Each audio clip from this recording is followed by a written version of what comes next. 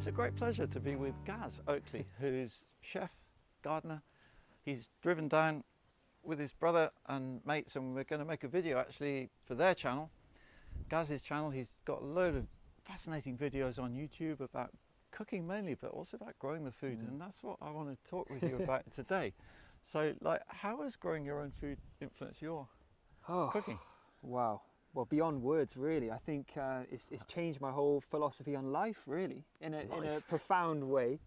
And it's thanks to yourself, really, that first inspired me to grow food. It was in the depths of lockdown in sort of 2020 and living in London in a small apartment with no sort of space to breathe or go outside. Just had a small balcony, and I felt this urge. I needed to be free. I needed to be in nature. I needed to connect with the land. I didn't trust where my food was coming from. I wanted to be in control. I'm a bit of a control freak, if I'm honest. So that's where it stems from. And then finding you on YouTube and becoming hooked and become obsessed. I had notes and notes and notes of what I wanted to do in the garden when I eventually got one. And then I had enough, and I moved back to Wales, but to the countryside this time, starting growing food. And so you're in Wales, near to where you grew up? Or? About an hour away. Okay. So I grew up in Cardiff, in the city. Okay. So I'm now a country bumpkin, which I love. Yeah. But I was always a city boy. Right. But it's changed my life from a number of ways, to answer your question. From feeling now in control and that urge and that want to be as self-sufficient as possible, and that gives you a sense of purpose, right? Yeah, but that's interesting you use the word control, because that's one thing we can't do, isn't it? Yeah, that's true. Yeah, I've learned that this year. Nature. Yeah, exactly. Yeah. Difficult, yeah, but I think that's where you get the life lessons, isn't it? Yes, that's so true. I think that's the next thing that's made me realise, is being in tune with the seasons and the weather, and you know, realising that, you know, at winter time maybe it is a time for hibernation and to slow down a bit. slow down in life, and then also that's when the garden is resting, and so that eat really different food. Exactly, yeah. And that's another thing, again, you keep teeing me up, but it's like it's being in tune with the seasons and having that connection to food. I worked in kitchens from the age of 15, and I did feel like I had appreciation for the ingredients that were brought into us by the growers, and we had some great suppliers. But until I've actually grown it and seen the time and the care and the dedication and the patience that you need, only now I really feel a true appreciation to even the tiniest of radishes that I've grown. You know? Yeah, that's what I find, is there's a big gulf between growing, market gardening, say, and my customers. Yes. They don't appreciate it just because they haven't seen it, they don't know it. And I think, you know, but it's a big issue with prices don't really reflect that. So if you're trying to make a living from selling, it's not easy. When I started selling salad, it was £11 a kilo in 2003. Now it's £15 21 years later. Wow. You think how other prices have gone up? It just hasn't gone up. But we're getting other qualities, aren't we? Yeah, so that's I'm not complaining. True. It's so true. I think, and nowadays when I go to the supermarket, which is a lot less than I did before, obviously now that I'm growing a lot of my food, I look at the produce on the shelves, and it's almost that scene in Castaway with Tom Hanks when he goes onto the plane after being rescued, and he sees all this food like in a buffet. Kind of unreal. And he's like, "What? I've just been sort of fighting for my life to create some food." And you see it all there, all packaged in plastic. It just doesn't seem right anymore. It doesn't feel right, does it? It really doesn't. There's no connection. There's no love. Let's walk up here a bit. Yeah, it's amazing being here again. By the way, I thought. Oh, that's nice. It's a year since you were here. It was, yeah, and my garden's really struggled this year. So any of viewers of this can have a look on your channel and find the video you made. Yeah, we did a whole tour. That was fantastic amazing. Meal as well. Oh yeah, and I cooked you a celebration of Charles's carrot. And garlic. Yeah, and garlic. My two favourite vegetables. Yeah, that was an interesting dish, because we ended up serving it up just as the rain and the heavens opened, and I served it for you in your compost heap, which is just on trend, really. You're so right there. But I love it that today we've got about the first fine day. Yeah. You know, almost the whole year it feels like, but we've got a bit of blue sky at least. Yeah, we've got our feet out on the ground. Yeah. It's something that I didn't expect to be. I just feel a bit more at one with the earth since growing food, and now every opportunity to take my shoes off to connect to the earth. It's weird. I never thought I'd say that. It feels right, doesn't it? It does feel right. It feels great, actually. Free spa. Are you into making compost then? Is that part. You're no dig, aren't you? Yes, yeah, of course. And I actually came to one of your compost courses. Well, you did actually. That's a right. year That and was a half ago. That was a while ago. Yeah. 3 years even. Yeah. And it was great. I learnt so much, and yeah, just a 3-base system like you have, or like you showed us. Yep. And now I've got some adopted chickens, which I'm Right. using all their poop and their wood chip. Do you put that in the compost heap? Yeah, I put it in the compost That's heap. what I would do.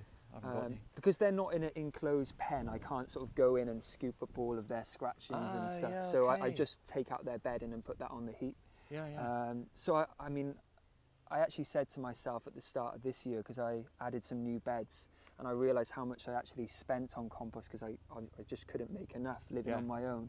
Yeah. I said to myself, right, I'm going to do everything I can this year to for next year to grow, to produce as much compost as I possibly can, because I don't want to buy it. It's a total goal. Yeah. And Yeah. Well, also- I mean, like me, are you using wood chip? Because I find Yeah. that's a good ingredient. to Wood heat. chip. bulk it up. I haven't got any local wood surgeons that just want to give me it for free, so I've been Okay. buying it in. Yeah. But Yeah. it's priceless, isn't it? Wood Yeah. chip. Yeah, and I'm using it in all stages, pathways, and then older in the Mm. compost heap. Exactly. Yeah. And I just What- wanted manure? to say. I mean, would you go that way? Yeah, Go but that- before I go into that, Yeah. I realised at the garden centre the other day when I was buying like 3 bags of compost for 20 odd pounds, and I was thinking to myself, I'm just buying a bag of dirt, and it's no life, like it's just dirt. It could be anything in there. So why is it so expensive? I can't do this anymore. Let me go and make my own as much as I can anyway. Yeah. Well, yeah. I wouldn't agree entirely with that. It's carbon. Carbon, true. That's yeah, how I yeah, would put yeah. it. And carbon is, apologies, the helicopter will carry on. Carbon is the building block of life in the soil, isn't it? Everything is carbon-based organic matter. So that's how I look on it. I use some quite cheap, not very brilliant compost. So it's just a carbon medium then. That Yeah. is, I think of okay, it as yeah. food for soil life. All right, that's a good way of thinking it, because maybe I was just mad at how much I was spending at the Oh yeah, time. for 20 quid. so. Yeah, and I've bought a lot this year, unfortunately, just haven't been able to make enough. But talking of manure, a friend of mine has horses and lives Right. locally, Yeah. and you know, they're well looked after, and she's got all this poop that she doesn't know what to do with. So I said, yeah, just drop it and Yeah. I'll have it. So, yeah, I mean, it's just rotting down To now. me so that I makes haven't used as sense much. because you get these, people say you should have a closed loop. I don't know if you know that phrase.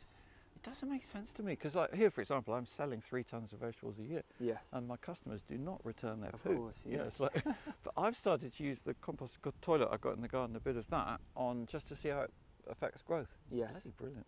That's the next thing I want to do is to build a compost toilet, actually. Yeah, and all your visitors, you know, contributions very welcome, please. Yeah, I think pooping down the toilet and giving it to someone else to sort out is a weird thing. That, yeah, if you think about it, it doesn't make sense. If you've got the means, that is. If you Yeah. live in a flat in London, it's different. But Yeah, it's true. Yeah, can't just go in the village Yeah. bush.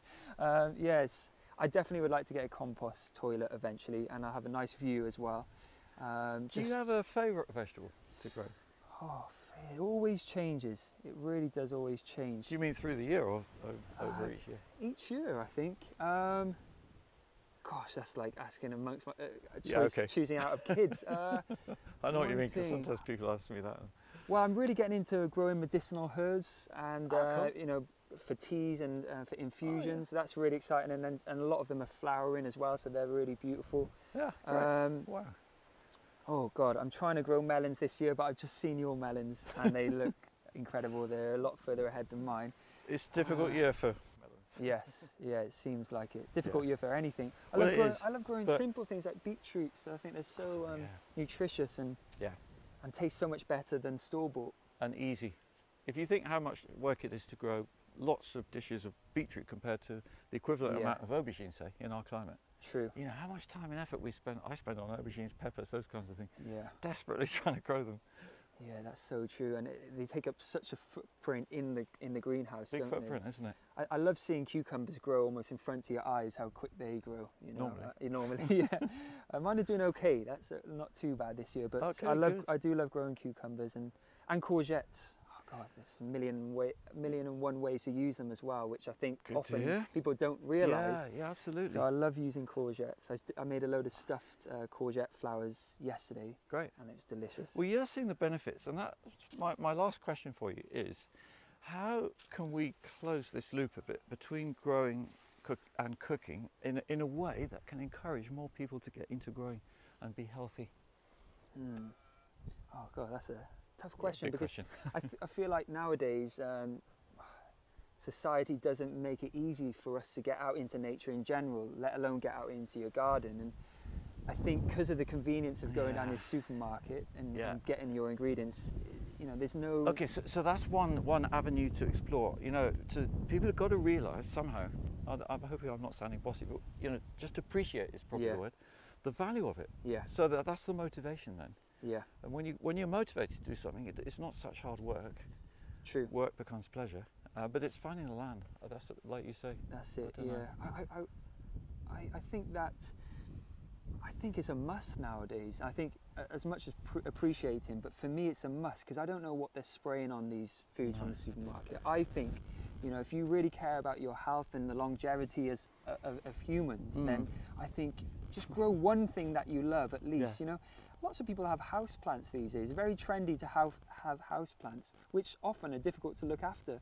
One kale plant in a plant pot isn't that hard to look after, and how much really kale do you get from one plant? So just think of growing a pot of kale or a bucket of chard on your windowsill. Yeah, those are two that I would recommend, particularly because they grow so much. Exactly, and it's like, you know, you look at the cost of kale compared to how much you get from one plant. I would treat growing veg like you do your house plants. Really, if I was trying to convince, you know, the average person to start like that and then see where that takes you. Yeah, exactly. And you never know, you may be like me. I'm ready to look at your move to a big farm now. But you got two journeys both, haven't you? Because you're a professional chef and now you're really getting into growing, so it's a lovely combination. Yeah, well, I left the kitchens behind, started my YouTube channel sharing my recipes, and then on that journey then found growing. Great. And now I want to combine the two together through the films I make, but also create a space somewhere in the world where I can grow and have a restaurant on site as well, and where people can stay. Well, that would be my dream. Even somewhere in the world, you said? Somewhere in the world, because I love the warmth, and I also love my cucumbers, and I want to make sure I'm able to get them each year. But right now in Wales, it seems a bit challenging with the weather we're having. So I recently was in Jamaica, and seeing what they can just pick on a daily basis. From fruit trees all around them, it's just... Yeah, but they had a huge violent hurricane recently. They did, you know, it's not all roses, is it? It's not all roses, you're right, yeah. I guess wherever you go in the world, you're going to have challenges when it comes to weather. Well, this is so true. I've travelled around a bit. Like I was in Chile recently and also in Iowa, and different climates and all that kind of thing. And each time I come back here, and I'm very grateful. I'm in one of the nicer parts of UK climate, for sure. A bit warmer than drier than you, but even so, I think it's always important to count our blessings. That's so true. Yeah. Do you ever feel though sometimes you wish the season was a little longer? Yeah, sure. And that's the one. Okay, I think that's the way for me. I just wish I could grow food all year round. I know there's stuff you can do. Have you got a polytunnel? I do. Yeah. I thought you did. But you're not finding that's... Well, I've only just had it for 1 year so far, so I haven't really utilised its full potential. Yeah. But I mean, that's partly why I moved to France. I had a farm in South France in the 90s for about 6 years, and you could grow melons and aubergines outside and all that kind of thing. But even there, you can have difficult weather, and they've had difficult weather this year even. And there's nothing like being at home in your home country. So there's, so many things to think about. Yeah, I do feel connected to Wales more though than ever. I think as my plant roots get stronger, mine do too. So I do have that tie to Wales, and it is beautiful being home. Brilliant. And there's nothing better than a Welsh or an English summer, is there, when we get the sun? Yeah, when we get the summer. Well, on that note, I think that's a lovely note to finish on, and we'll hope for some more summer now. We're filming this on 10th of July. Yeah. And thank you very much for sharing your time here. It's a great pleasure to chat. Thank you. I said it last time, but thank you for all the inspiration you've given me and everyone else. It really is making a huge difference and making gardening cool again. So I'm so happy to hear that. Not that it was ever not cool. Thanks, Charles. Cheers.